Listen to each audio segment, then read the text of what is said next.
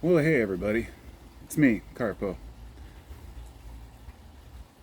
Seems like I'm preaching to the choir if I were to sit here and tell you that war is bad. Pretty sure that all of you out there are more than well aware of this, and honestly, when I thought about it, I can't really think of a single person out there I've ever met in my life who does support war as, almost a way of life for some of these people. And I'm talking about the war hawks, naturally. But the thing you'll realize, the people that are pushing for war are always the people in power. And it's not just because they're in power and it's their job to decide, it's because they're afraid of losing what they have. And many of them want to gain more. Many people are never satisfied with what they have, and human nature is to always look for the next best thing, the next great thing, as I've always joked with my friends about how humans are never satisfied. But I digress. It's part of who we are. We're an anxious, confused society, which has become so much worse with the advent of all the new technology that distracts us. So, my point of this, relating to war, every human on Earth, to 99.9%, I would say, of people, really just want to be left alone to live their own lives in peace. And a great example would be for the fact that there was more, I believe, more firearms than people in the United States, which isn't surprising. But the fact that at least half of Americans own a firearm, they're not out there brandishing it. They're not attacking their neighbors on a preemptive strike so their neighbors don't attack them. And this is what entire countries do to each other. And I'm sure that all of you are well aware of what's going on at the moment with Iran. The only reason I have to bring this up now, because, hell, you can tell I'm an anti-war guy, right? The long-haired hippie guy, of course, we're all anti-war. But a lot of people make fun of that. Oh, people protesting the war in the 60s, the hippies were harassed and, beaten down. And I thought, all they wanted to do was bring home the soldiers. But some Americans were convinced that we had to be there. We just had to stamp out communism. Oh, the Red Scare. And we look back on it and feel kind of foolish. It was an unnecessary war. Well, that was the war my dad went to. It messed him up pretty good. But in my lifetime, it started with the Gulf War. And 10 years later, we went into Iraq and Afghanistan, and they played the same game over again. And within 10 years, Americans completely forgot that we'd just been through this bullshit 10 years before. Once again, there were lies made up, in this case, extremely concerning lies about WMDs. And sure, as most people will say, yeah, Saddam was an asshole. But since when is the US concerned about a leader that's an asshole? So, if you look back at the coups that the CIA's done and the military, the way that we've put ourselves in everybody else's business over the last 100 years, it's only going to be natural that other countries are going to want to be able to defend themselves in case of such an attack.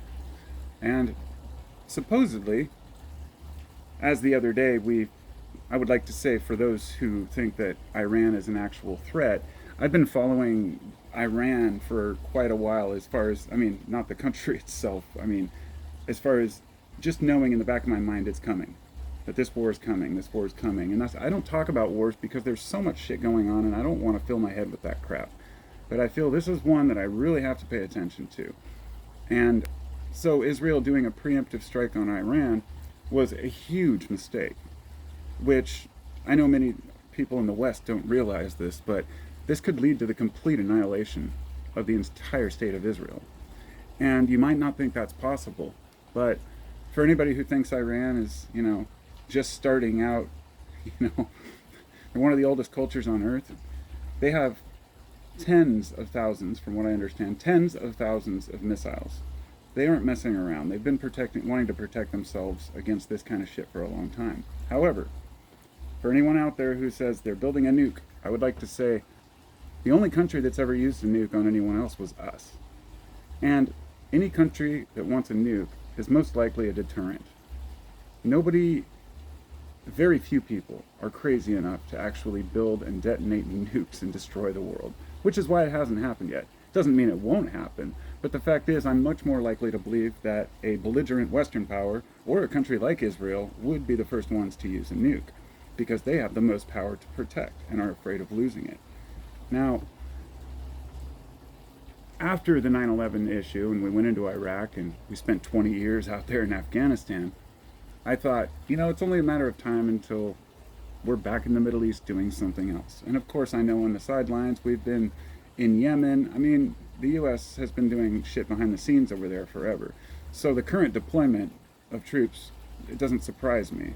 I would have expected it regardless of which president after an action like this, because I don't know if Israel just didn't think that Iran could hit them back, but they hit one of their Mossad headquarters, which is like their CIA there.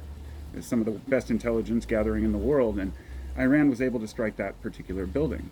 They're not dumb people. They're a proud people, and they've been expecting this for a very long time.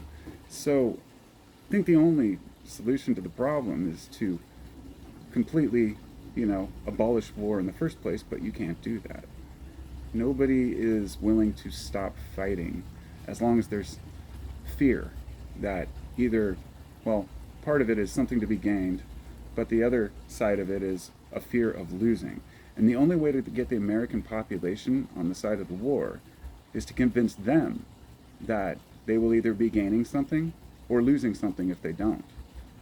And the irony in this is that terrorism in its current form was created by the West, by invading these countries to take their oil 100 years ago, installing, the Shah. We've been messing with Iran since I think 1953. But I'll just say this. 1992, Netanyahu was saying that Iran is just 3 years away from having a nuclear bomb. Okay? This started in 1992. Okay? It's 33 years, right?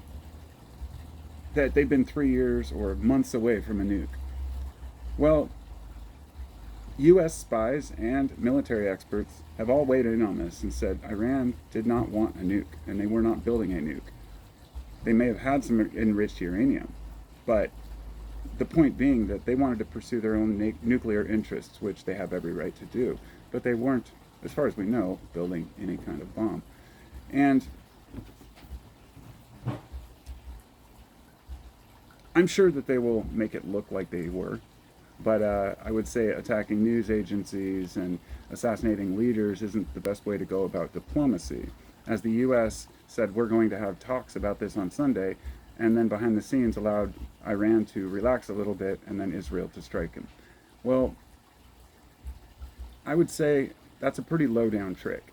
I know some people think that the U.S., like that Trump was, wanted to stay out of the war, and I'm sure he did. My only hope was that he wouldn't bring us into any more wars or existing wars. But the minute those strikes happened, I knew that we were going in there.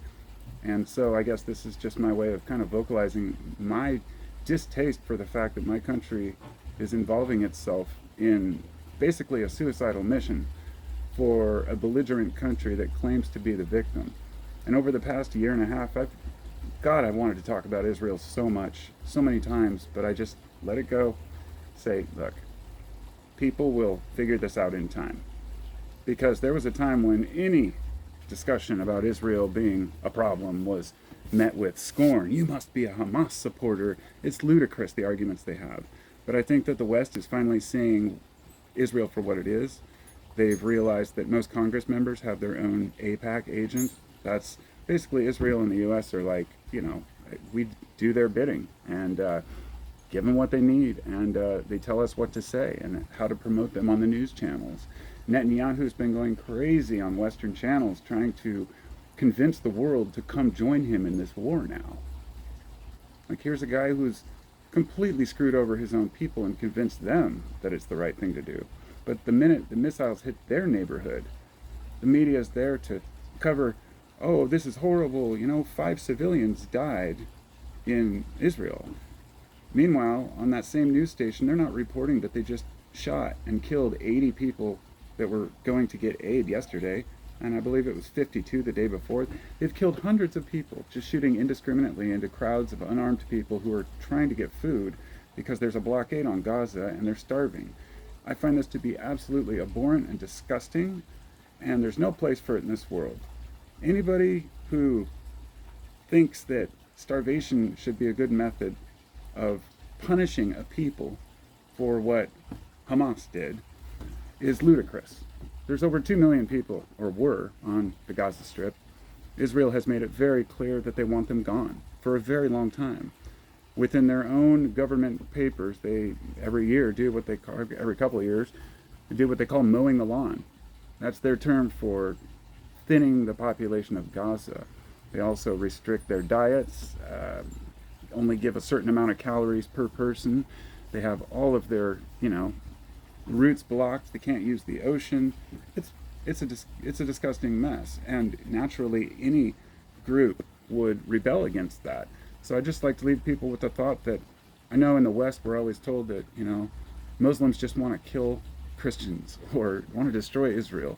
No, that's not true. Any more true than the likelihood that if your neighbor kept throwing bombs across your fence, you would probably want to curb that pretty quick.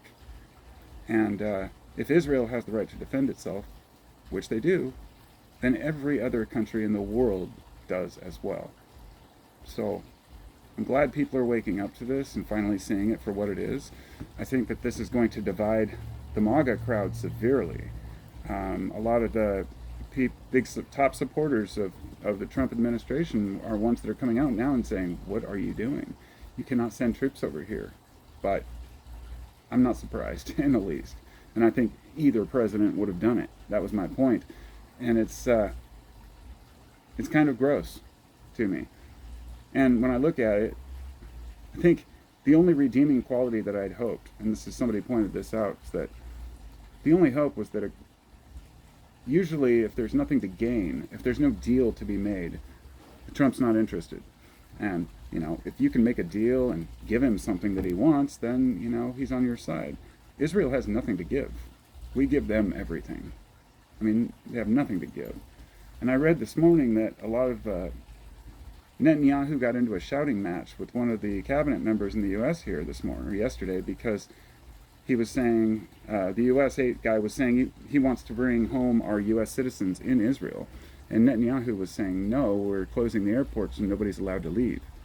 In other words, his intention is to not cause panic, but also to keep people there, to keep more what I guess he would call human shields. And America's saying, hell no, we want our people out if they want to leave. And he's trying to, say, no, they must stay. And the reason why is simple. Because the minute that Iran hits some U.S. targets, the U.S. will be involved much more heavily. And all it takes is a quick false flag attack on their own, for Israel to attack the U.S. and make it look like Iran did it, which I assume is coming in the next couple days if we don't join. And for anybody who doubts that that's possible, just look up the USS Liberty and look at what they did to one of the U.S. military ships, and you might see Israel in a different light. So, yeah, they've been playing the victim card for 80 years, and everybody has the right to peace and security, but it just seems when absurd, outdated belief systems are involved, all it does is causes more confusion. And we've got to grow up as a species. So if I had one wish, I thought about what would it be if I could have one wish on this planet without, changing anybody's ability to live, because it would be to eliminate all weapons at once. But then I thought, no, we just build more. I thought maybe it would just be to eliminate the ability for one human to kill another out of malice, or for any reason, really. It'd be a totally different world. I mean, it's not something that could happen, some kind of utopia. Maybe it would cause more problems than it's worth. But maybe if people didn't fear being killed by others, didn't fear being attacked, and that wasn't able to be used as propaganda against people, then they'd have no intention of attacking another sovereign nation, regardless of what they've been told. So, those are my thoughts. War is bullshit. My whole life I've been, immersed in this shit, and as every other human, I'm just trying to live my life. And it's shameful how much money, trillions of dollars, that we spend overseas when we can't even take care of our own people or the veterans that go fight. So those are my thoughts for the day, and I'll see y'all next time.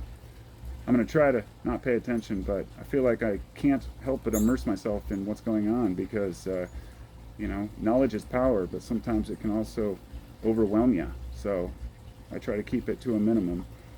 U.S. politics are bad enough, but I think the larger picture in the world right now is there's a lot to be determined here. And what happens in the next week is going to be extremely significant because Iran has enough missiles to fight them for months, and they're not going to give up. So my question is, will the U.S. drop their bunker busters? Or will Israel just give up and use a fucking nuclear weapon? And as soon as that happens, it's all downhill from there, my friends. So let's hope for the best. Much love.